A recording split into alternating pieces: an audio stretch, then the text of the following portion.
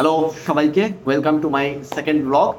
আর আজকের এই ভিডিওটা আমি অনেক দিন ধরেই ভাবছিলাম যে এই বিষয়টাকে একবার না একবার অ্যাড্রেস করা দরকার, একবার না একবার বলা দরকার, কারণ কেউ বলছে না আর কেউ এই বিষয়টাকে নিয়ে ভাবছে না।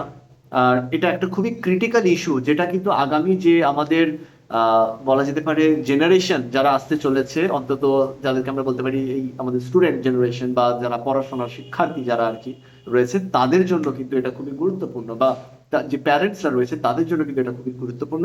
তাই যে কথাগুলো বলবো একটু কাইন্ডলি ভাববেন, একটু ডিপলি জিনিসটার উপরে একটু কন্টেমপ্লেট করবেন, একটু সময় দিয়ে জিনিসটাকে বোঝার চেষ্টা করবেন। আর এটা কিন্তু তাদের সকলের জন্য কিন্তু খুব ইম্পর্টেন্ট। তো এই ভিডিও শুরু করার আগে সবাইকে বেস্ট উইশেস এবং হ্যাপি রিপাবলিক ডে। এবং রিসেন্টলি সরস্বতী পুজো গেছে, তো তার জন্য বেস্ট উইশেস সকলকেই। আর আগামী কিন্তু যারা ক্লাস 10th এবং 12th স্টুডেন্টস রয়েছে তাদের জন্য ভীষণভাবে এখন বেস্ট উইশেস। আর তোমাদের এখন হার্ড ওয়ার্ক করার সময়, তো তোমরা অবশ্যই সেটাতে কিন্তু কোনোভাবেই গাফিলতি করো না। আচ্ছা, এবার যে বিষয়টা নিয়ে আমরা বা আমি যে বিষয়টা নিয়ে অনেকদিন ধরে ভাবছিলাম যেটা বলা দরকার এবং সেটা নিয়ে কেউই বলছে না বা কেউ অ্যাড্রেস করছে না, সেটা হচ্ছে স্টুডেন্ট প্যারেন্ট রিলেশন। এই স্টুডেন্ট প্যারেন্ট রিলেশন এবং একটা প্যারেন্টের স্টুডেন্টকে বোঝা এবং তার সাথে একটা সুন্দর রিলেশন বা একটা কোঅর্ডিনেশন তৈরি করা, এটাকে নিয়ে কিন্তু কেউ বলছে না। এর মধ্যে দুটো একটা প্রবলেম আমরা দেখতে পাচ্ছি। আমরা যারা সকলে এডুকেটার্সরা রয়েছে, টিচার্সরা রয়েছে, আমার যারা কোলিগসরা রয়েছে, তারা সবাই এই প্রবলেমটা ফেস করছে। নাম্বার ওয়ান হচ্ছে ওভার প্যাম্পারিং। আপনারা স্টুডেন্টসদেরকে প্রচুর ওভার প্যাম্পার করে ফেলছেন প্রত্যেকটা জিনিসের জন্য। না আমি আছি, না আমি আছি, আমি করে দেবো, আমি করে দিচ্ছি, আমি তোমাকে হেল্প করে দেবো, বা তোমার জন্য হেল্প করার কেউ আছে। এই সেন্সটা একটা মেজর প্রবলেম। আর একটা যে প্রবলেমটা রয়েছে সেটা হচ্ছে যে ওদেরকে কোনো রিয়েল চ্যালেঞ্জেস এর মধ্যে না ফেলা। ঠিক আছে, যেটা ওভার প্যাম্পারিং এর সাথে অ্যাসাইন রয়েছে বা বলা যেতে পারে একসাথে কোরিলেটেড রয়েছে। তো আজকে প্রচুর প্রবলেমস রয়েছে, তার মধ্যে একটা প্রবলেম যেটা খুবই গুরুত্বপূর্ণ, এই ওভার প্যাম্পারিং, সেটাকে নিয়ে কিন্তু আমরা ডিসকাস করবো মোস্টলি স্টুডেন্টস, এবং এটা প্যারেন্টসদের জন্য কিন্তু ইকুয়ালি ভীষণ ইম্পর্টেন্ট। স্টুডেন্টস তোমাদের জন্য তো ভীষণভাবে ইম্পর্টেন্টই, কারণ তোমরা ইনডিরেক্টলি হোক বা সাবকনসিয়াসলি হোক বা হয়তো না চাইতে হোক, এর মধ্যে ভীষণভাবে কিন্তু তোমরা মানে বলা যেতে পারে কনফাইন্ড হয়ে গেছো, এবং তোমরা সেখান থেকে কিছুতেই বেরিয়ে আসতে চাইছো না।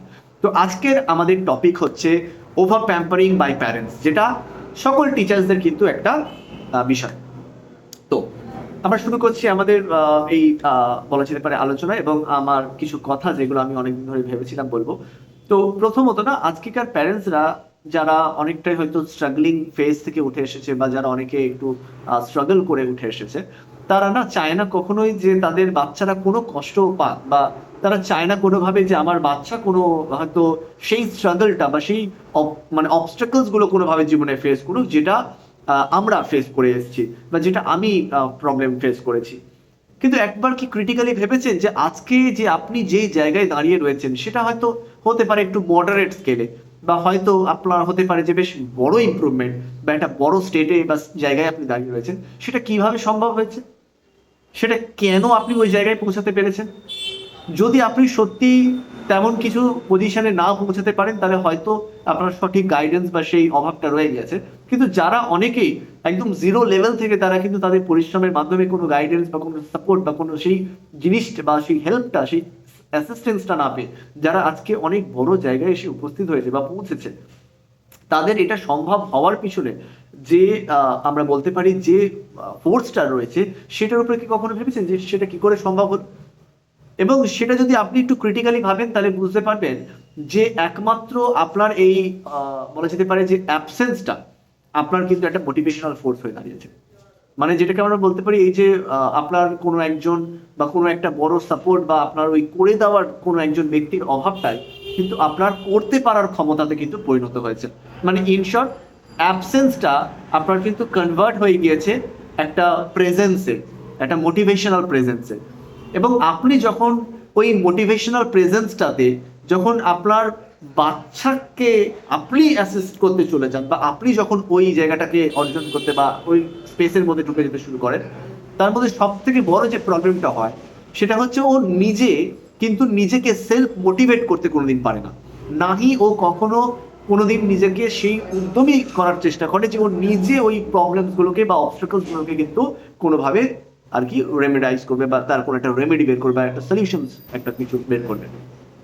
এবং এর সম্পূর্ণ বলা যেতে পারে যে প্রবলেমটা কিন্তু ফেস করছে তাদের টিচার্সরা, তাদের এডুকেটার্সরা, এবং কিন্তু বলা যেতে পারে তাদের যারা এডুকেশনাল অথরিটির মধ্যে যারা যারা রয়েছে তারাই কিন্তু এই প্রবলেমটা ফেস করছে। এবং আপনারা যদি আপনার বাচ্চাকে সেই অবস্টাকলস বা প্রবলেমস গুলোকে না ফেস করতে দেন, যেগুলো রিয়েল লাইফ প্রবলেম, যেগুলো প্র্যাকটিক্যাল প্রবলেম, ওরা কিন্তু একটা একটা ভার্চুয়াল বলা যেতে পারে কমফর্ট জোনের মধ্যে কিন্তু তো সেই অ্যাবসেন্সটা, যে এই যে আপনি তাকে সেই অবস্টাকলস গুলো ফেস করতে দিচ্ছেন না, এই এই যে চ্যালেঞ্জেস এর অ্যাবসেন্সটা তাকে না ওই একটা কমফর্ট জোনের মধ্যে কিন্তু ফেলে দিচ্ছে। এবং ওই যে একবার কমফর্ট জোনের মধ্যে চলে গেল, সেখান থেকে কিন্তু কখনোই সে নিজেকে আর সেই জায়গায় নিয়ে যেতে পারবে না যে আমি নিজেকে সেলফ মোটিভেট করব, প্রবলেমস আর চ্যালেঞ্জেস গুলোকে সেরকম ভাবে ফেস করব, আর নিজেকে কনস্ট্যান্ট বিল্ড করতে থাকবো। তারা লাইফটাকে একটা হ্যাপি স্পেস হিসেবে নিচ্ছে, এবং সেই হ্যাপি স্পেস থেকে কোনোদিনই কিন্তু তারা বেরোতে চাইছে না। এবং যেহেতু বেরোতে চাইছে না, তাই জন্য তার ছোট্ট ছোট্ট বিষয়েই কিন্তু তারা চলে আসছে কমপ্লেন করতে, যে আমার এটা হচ্ছে না, আমার ওটা হচ্ছে না, আমার এই প্রবলেম হচ্ছে, আমি এটা পারবো না, আমি এখন ওটা পারবো না।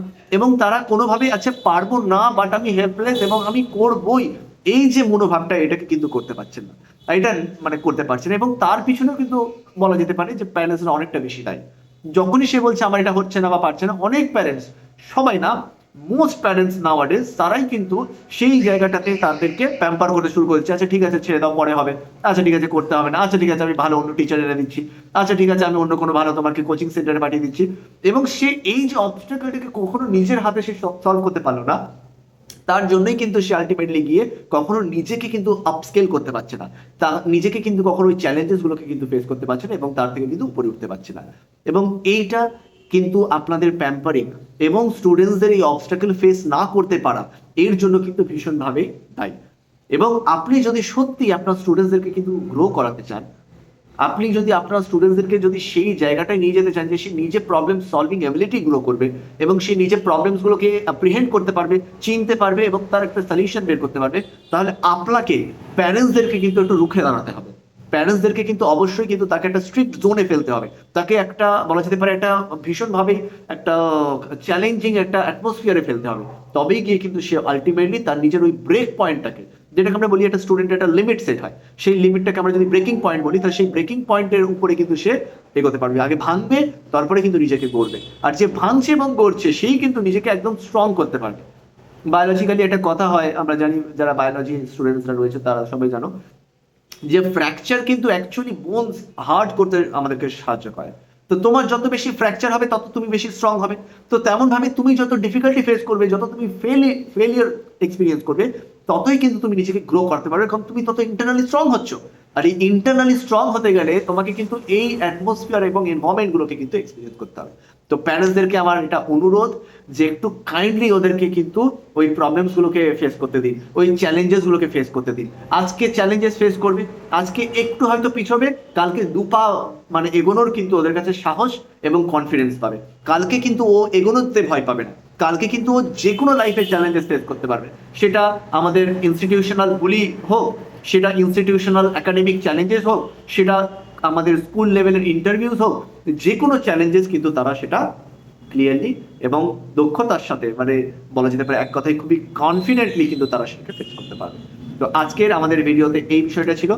নেক্সট ইস্যুতে আমরা প্যাম্পারিং এবং তার ইল ইফেক্টস গুলোকে নিয়ে ডিসকাস করব।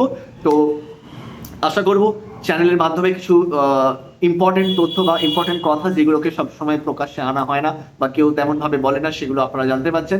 এবং অ্যাজ আ এডুকেটর এবং as a guide for more than 10 years, আমি চেষ্টা করবো, আমি যতটা শিখেছি বুঝেছি, স্টুডেন্টসদের যেহেতু মন অনেকটা ভালো আমি জানি এবং বুঝেছি, তো সবটাই প্যারেন্টসদের সামনে তুলে ধরার, এবং স্টুডেন্টস তোমাদেরও যে ভুলগুলো হয়ে যাচ্ছে সেগুলোকে আমি তোমাদেরকে তুলে ধরার চেষ্টা করব, যাতে আগামী সময় তোমরা কিন্তু একটা ভালো প্রতিষ্ঠিত বলা যেতে পারে যে ব্যক্তি হিসেবে নিজেকে দেখতে পারো অ্যাটলিস্ট, এবং বাবা মারাও যেন তোমার উপরে কনফিডেন্টলি বলতে পারে যে না, আমার স্টুডেন্ট কিন্তু বা আমার সন্তান বা আমার কিন্তু কন্যা সে রীতিমতন কিন্তু নিজেকে ভীষণভাবে প্রতিষ্ঠিত করে কিন্তু তৈরি করতে পেরেছে।